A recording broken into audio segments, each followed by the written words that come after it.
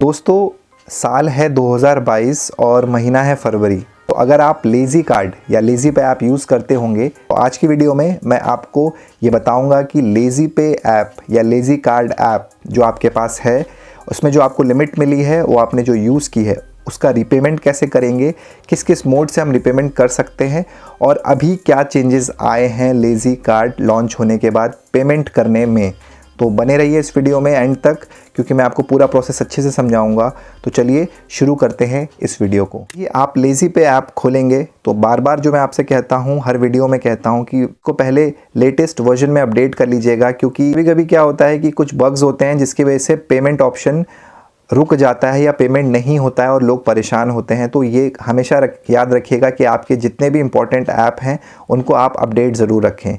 तो जैसे ही आप ऐप को ओपन करेंगे तो होम पेज पे आपको ऊपर की तरफ आपकी लिमिट शो हो रही होगी और नीचे की तरफ आपका जो अमाउंट है, जो ड्यू अमाउंट है वो शो हो रहा होगा। नीचे एक बैनर में लिखा होगा कि पर्टिकुलर अमाउंट इज़ ड्यू और साथ ही साथ लिखा होगा close your dues now and avoid penalty. तो यहाँ पर आपको इसी बैनर पे क्लिक करना है। तो फर्दर आप जैसे क्लिक करेंगे तो आप एक नए इंटरफेस पे जाएंगे। मैं आपको बता दूं, अगर आप लेज़ी पे पहले यूज़ करते थे, लेज़ी कार्ड लॉन्च होने से पहले, तो आपको जो पेमेंट है वो फुल एंड फाइनल देनी होती थी। मतलब अगर आपकी लिमिट 5000 है और आपने 2500 यूज़ कर लिए हैं तो आपको पूरी 2500 पेमेंट करनी होगी। आपको पेमेंट कम या ज़्यादा पे करने का कोई ऑप्शन नहीं मिलता था। 2500 खर्च किए हैं तो 2500 ही पेमेंट करेंगे। लेकिन अभी इन्होंने क्या चेंजेस किया है वही मैं आपको बताऊंगा। बहुत इंपॉर्टेंट है, सुन लीजिएगा कि अभी इस सबसे लेज़ी कार्ड लॉन्च हुआ है। तो क्योंकि पिछले मंथ लेज़ी कार्ड लॉन्च हुआ था तो यूज़ करने के बाद ये पहला मंथ है जब आपको रीपेमेंट करना है।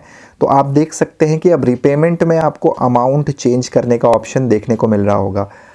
मतलब अगर आपने 2500 खर्च किए हैं तो ज़रूरी नहीं है कि आप पूरे 2500 पे करिए, आप 2000, 1500 और 1000 भी पेमेंट कर सकते हैं। और अगर आप गौर करेंगे तो वहाँ आपको एक मिनिमम ड्यू भी देखने को मिलेगा। मतलब कि आप ये मिनिमम अमाउंट भी पे करेंगे तो आपको कोई भी पेनल्टी चार्ज नहीं देना पड़ेगा, आपको फर्दर इंटरेस्ट देना पड़ सकता है। चलिए मैं आपको दिखाता हूँ। यहाँ आप देख सकते हैं कि स्क्रीन पर जो हमारा अमाउंट ड्यू है वो 1969 है। मतलब 1969 रुपये हमें पे करने हैं, जिसमें जो मिनिमम ड्यू है वो 500 का है। मतलब हमें 500 रुपये कम से कम पे करने ही हैं।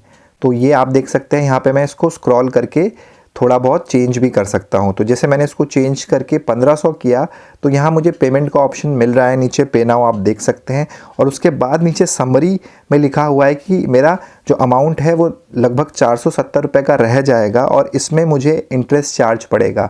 आप गौर करिएगा, नीचे लिखा है 1.7% पर मंथ के हिसाब से जो मेरा रिमेनिंग अमाउंट है उस पर मुझे इंटरेस्ट देना पड़ेगा और ये इंटरेस्ट नेक्स्ट साइकिल में जोड़ दिया जाएगा। तो ये एक नया अपडेट है, ये एक नई चीज़ है जो लेज़ी पे में अब जोड़ दी गई है कि आप पेमेंट को ब्रेक करके भी कम या ज़्यादा पे कर सकते हैं, लेकिन जो अमाउंट बचेगा उस पर आपको इंटरेस्ट देना होगा और एक मिनिमम अमाउंट जो है वो आपको देना ही देना है। तो ये मैं आपको बताना चाहता था। आप फर्दर देख सकते हैं मैंने पेमेंट को 1000 रुपये किया है तो जो रिमेनिंग ड्यू है वो फिर से बदल गया है, 970 के आसपास हो गया और इंटरेस्ट चार्ज भी बदल गया है।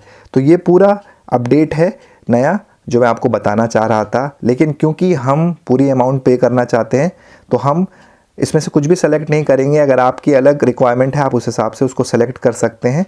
लेकिन मेरे हिसाब से क्योंकि कोई टेन्योर नहीं है ऐसा कि 3 मंथ में, 6 मंथ में, जैसा कि आपको पोस्ट पे में देखने को मिलता है, आपको वो यहाँ पे देखने को नहीं मिल रहा है। आपको बस अमाउंट आप फ्लक्चुएट कर सकते हैं लेकिन ईएमआई में अभी कन्वर्ट करने का कोई ऑप्शन देखने को नहीं मिल रहा है गाइस। यहाँ पे हम अपना पूरा अमाउंट पे करने के लिए आगे बढ़ते हैं। तो जो आपको बैनर में पे नाउ ऑप्शन दिख रहा है आप वहाँ पे क्लिक करेंगे।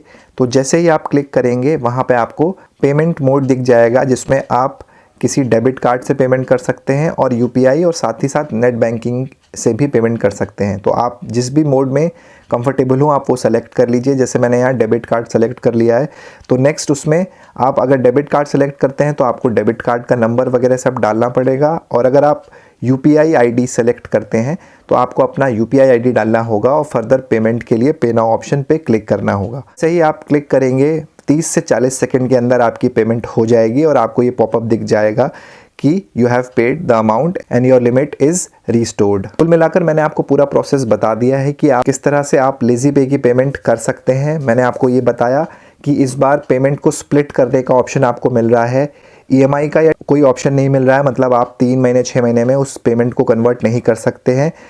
और आपको पता है कि लेज़ी पे में हर मंथ में 2 बार बिल जनरेट होता है, मतलब 15 को बिल जनरेट होता है और एक 1 तारीख को जनरेट होता है, जिसको आपको 3 दिन के अंदर पे करना होता है। इन ऑल गाइज ये अपडेट था। अगर आपका कोई सवाल है तो आप मुझे कमेंट बॉक्स में ज़रूर पूछ सकते हैं। अगर आपको लेज़ी पे कार्ड नहीं मिला है तो थोड़ा वेट करिएगा, क्योंकि अभी वो पॉज चल रहा है, तो कुछ समय बाद वो दोबारा अपनी सर्विसेज को ऑन कर देंगे। मोस्ट ऑफ द जो कस्टमर्स अभी अप्लाई कर रहे हैं उनको वेट करने के लिए ही कहा जा रहा है। तो आज की वीडियो में गाइज इतना ही। अपना ख्याल रखिएगा, मिलते हैं नेक्स्ट वीडियो में, तब तक के लिए पीस।